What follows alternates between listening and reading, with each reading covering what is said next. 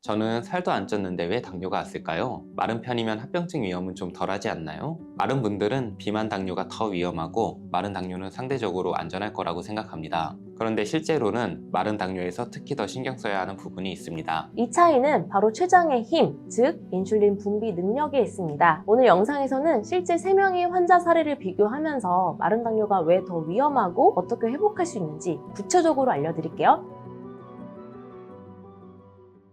안녕하세요. 당뇨인들의 당뇨 졸업을 돕는 당뇨스쿨 한의사 이혜민입니다. 오늘은 마른 당뇨, 췌장이 먼저 무너지는 이유에 대해 말씀드리겠습니다. 많은 분들이 나는 살도 안 쪘고 많이 먹지도 않는데 왜 혈당이 높을까? 라고 묻습니다. 또 어떤 분들은 당화혈소가 똑같은데 왜 누구는 당뇨약을 줄이고 왜 나는 오히려 늘려야 하나요? 라고 말씀하시기도 합니다. 이 차이는 바로 췌장의 힘, 즉 인슐린 분비 능력에 있습니다. 오늘 영상에서는 실제 3명의 환자 사례를 비교하면서 마른 당뇨가 왜 더 위험하고 어떻게 회복할 수 있는지 구체적으로 알려드릴게요. 끝까지 시청해주세요.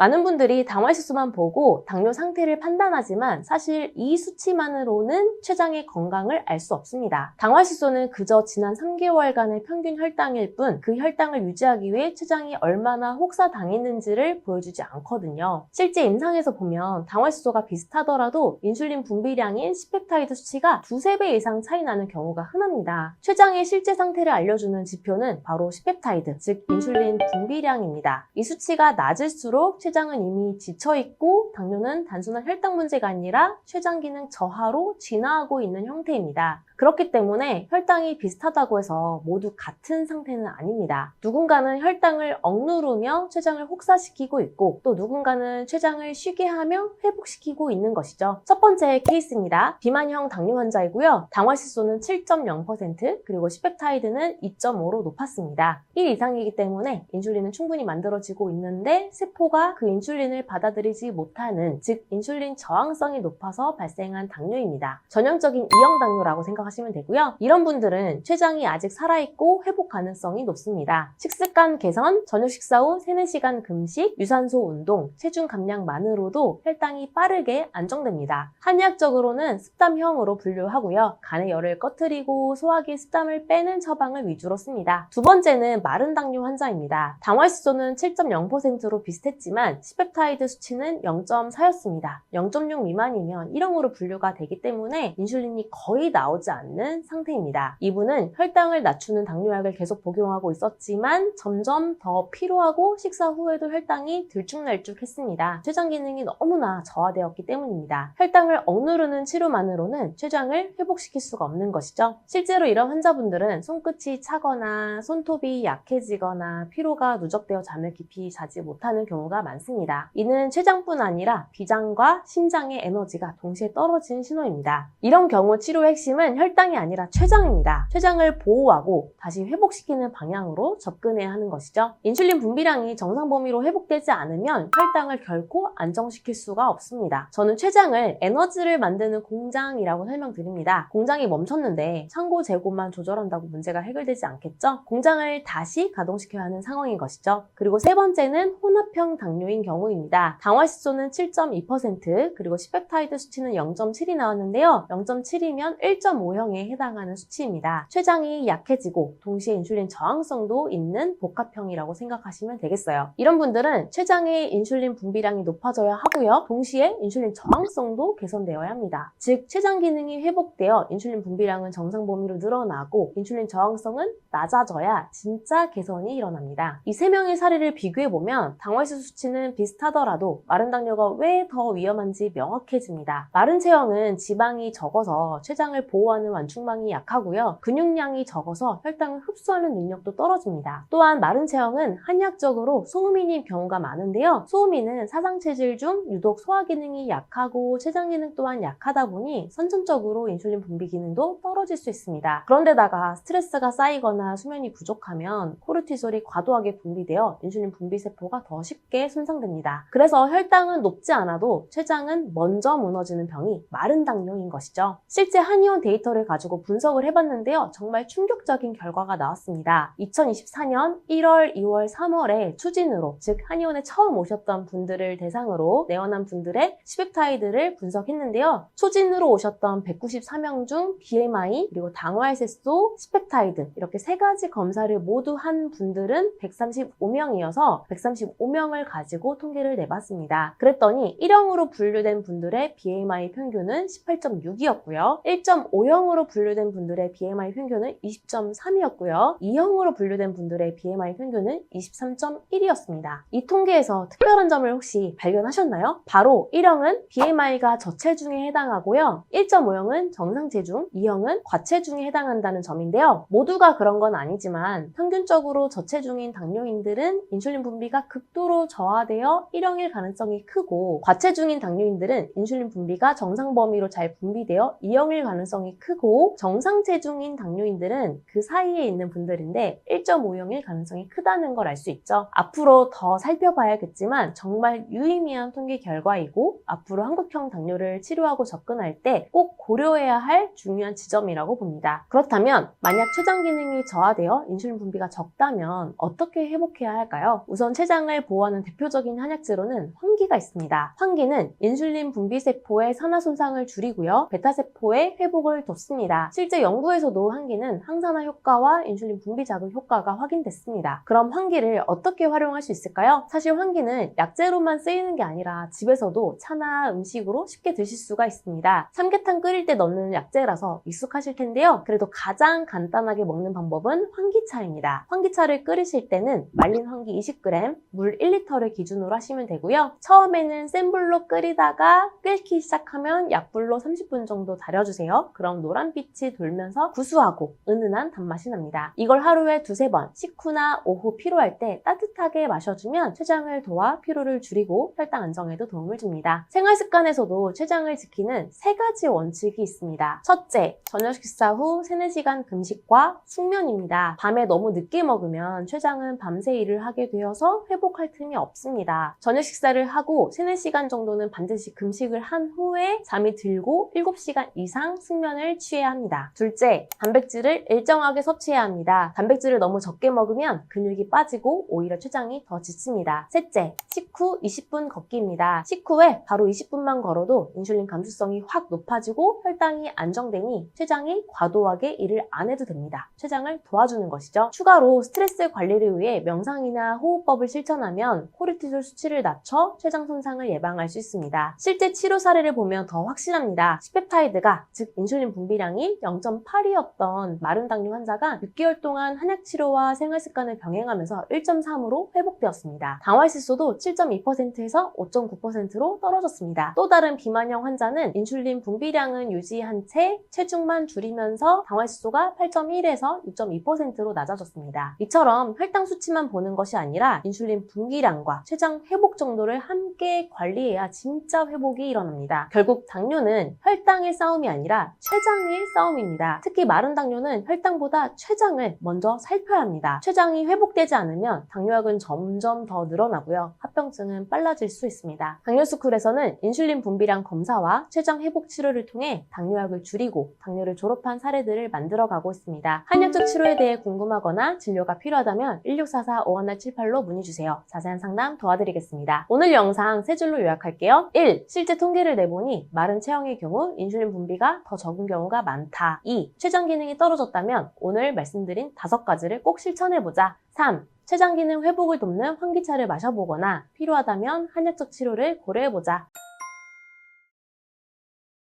안녕하세요. 당뇨스쿨 장효도 한의사입니다. 진료실에서 이런 질문을 자주 듣습니다. 저는 살도 안 쪘는데 왜 당뇨가 왔을까요? 마른 편이면 합병증 위험은 좀 덜하지 않나요? 마른 분들은 비만 당뇨가 더 위험하고 마른 당뇨는 상대적으로 안전할 거라고 생각합니다. 그런데 실제로는 마른 당뇨에서 특히 더 신경 써야 하는 부분이 있습니다.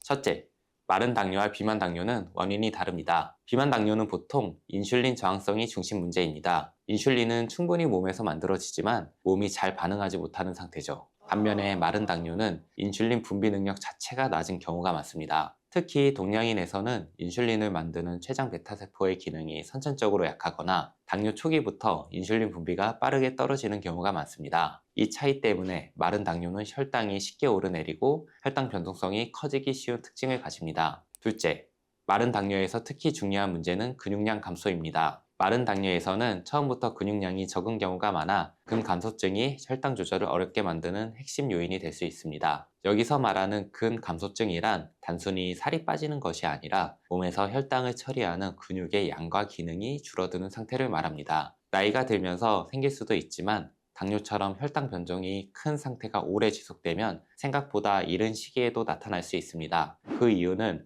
마른 당뇨가 있는 경우 인슐린 분비량이 많이 줄어드는 경우가 대부분이기 때문입니다. 인슐린은 혈당을 낮출 뿐만 아니라 중요한 기능이 하나 더 있는데요. 바로 근육세포를 합성하는 것입니다. 인슐린이 적어지면 혈당이 제대로 조절되지 않을 뿐만 아니라 근육세포가 늘어나기 어렵기 때문에 근육량도 줄어들게 됩니다. 근육은 우리 몸에서 혈당을 가장 많이 사용하는 조직인데요. 마른 당뇨는 시작부터 이 혈당 사용 능력이 부족한 경우가 많습니다. 이 상태에서 혈당이 흔들리면 근육이 더 빨리 줄고 혈당을 처리할 능력은 더 떨어지고 다시 혈당이 불안정해지는 악순환이 생기기 쉽습니다. 셋째, 마른 당뇨에서는 혈당 변동폭이 커질 수 있습니다. 마른 당뇨인들 중에서는 평균 혈당 수치인 당하혈색소 수치가 높지 않더라도 혈당 변동폭이 큰 경우가 상당히 많습니다. 혈당 변동성이 크면 우리 몸을 구성하는 혈관이나 신경의 부담이 커지고 췌장 기능이 떨어져 있거나 근육량이 적은 상태에서는 이 영향이 더 커질 수 있습니다. 그래서 마른 당뇨는 당하혈색소가 괜찮다라고 안심하기보다 혈당 변동의 추이까지 같이 보는 것이 안전합니다. 그렇다면 마른 당뇨는 어떻게 관리해야 할까요? 우선 무조건 살을 빼려고 하면 안 됩니다. 마른 당뇨인이 무조건 적게 먹어서 살을 빼려고 하면 오히려 근육이 빠져 혈당 조절이 더 어렵게 될 수 있습니다. 오히려 챙겨 먹을 것 먹으면서 운동을 하는 것이 훨씬 더 도움이 됩니다. 구체적으로는 거꾸로 식사법을 하는 동시에 식후 운동을 추가하시는 게 가장 좋습니다. 거꾸로 식사법을 하면 필요한 영양 섭취는 다 하면서 식후 혈당 상승은 최소화할 수 있고요. 식후 운동을 통해서 몸에 들어온 영양분을 근육을 키우는 데 쓸 수 있습니다. 또한 탄수화물을 너무 억제하려고 하면 안 됩니다. 비만 당뇨의 경우는 탄수화물을 거의 안 먹고 체중을 줄이면 저절로 혈당이 잡히는 경우가 대부분입니다. 그러나 마른 당뇨의 경우는 그렇지 않습니다. 탄수화물을 너무 적게 먹으면 췌장에서 인슐린 분비가 적어져서 몸에 안 좋은 영향을 줄 수 있습니다. 밥을 한 끼에 100g 이상은 드시는 게 좋습니다. 햇반 반 공기 이상에 해당하는 양인데요. 만약 100g 정도 드시는데도 혈당 변동폭이 너무 크다면 거꾸로 식사법과 식후 운동을 철저히 하시면 됩니다. 마른 당뇨인들을 보면 제대로 먹지도 못하고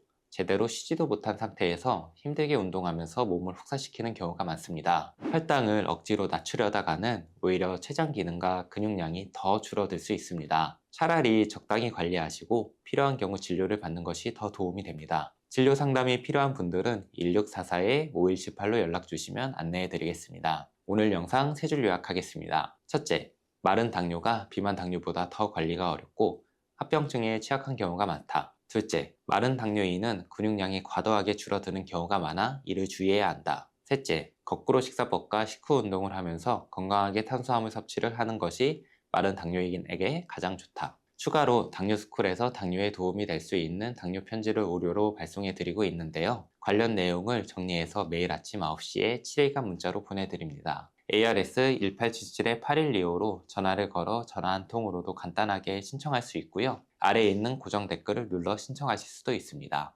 감사합니다.